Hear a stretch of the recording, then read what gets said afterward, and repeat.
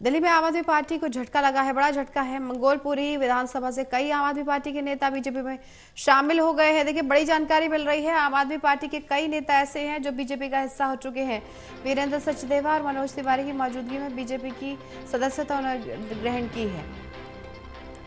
तो आम आदमी पार्टी के कई जो मंगोलपुरी विधानसभा की हम बात कर रहे हैं, जहां से कई आम आदमी पार्टी के नेता बीजेपी के हिस्सा हो गए हैं, बीजेपी में शामिल हो गए हैं और वहां पर उनकी जो सदस्यता है, उन मनोज तिवारी वहां पर मौजूद रहे हैं जिन्होंने सदस्यता ग्रहण करवाई है। साथ ही वीरेंद्र सचदेवा हैं जिन्होंने इन लोगों को, इन सभी नेताओं को आम आदमी बीजेपी में ज्वाइन करवाया है। बीजेपी का कुनबा बढ़ता हुआ नजर आ रहा है। आम आदमी पार्टी के कुछ नेता बीजेपी में शामिल हो रहे हैं।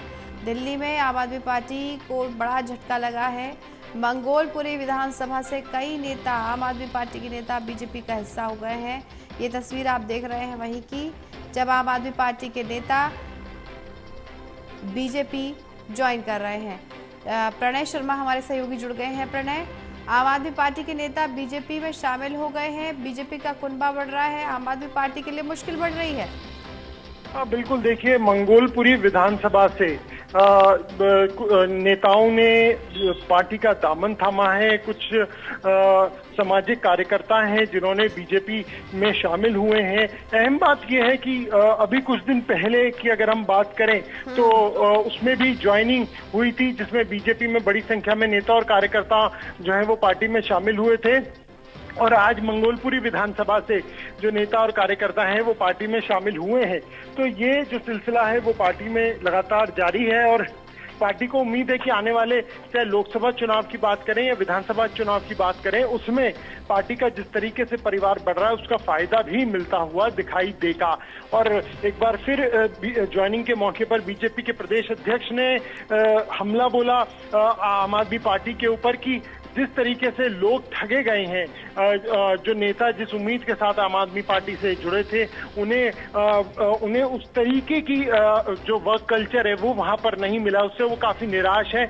और यही वजह है कि वो बीजेपी की ओर रुख कर रहे हैं और आने वाले चुनाव में वो वोट के जरिए भी ये संदेश आम आदमी पार्टी को देते हुए नजर आएंगे। लगभग कितने नेता बीजेपी में आ चुके हैं? देखिए, मंगोलपुरी की अगर हम बात करें, क्योंकि मुख्य तौर पर आज उसी विधानसभा से जो ज्वाइनिंग थी, मंगोलपुरी विधानसभा से ही जो नेता थे उन्होंने बीजेपी का दामन थामा है और इनका कहना है कि आने वाले समय में और भी जो नेता हैं वो बीजेपी में शामिल होंगे।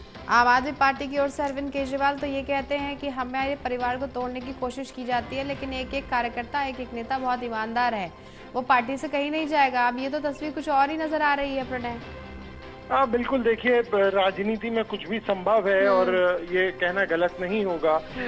हर व्यक्ति अपने अपने हिसाब से, अपनी सोच के हिसाब से ही काम करता हुआ नजर आता है और यही वजह है कि जो नेता अभी आम आदमी पार्टी में नजर आते हैं वो बीजेपी में चले जाते हैं, जो बीजेपी में नजर आते हैं वो आम आदमी पार्टी में चले जाते हैं। लेकिन अहम बात यह है कि अभी फिलहाल कोई चुनाव नहीं है नजदीक में।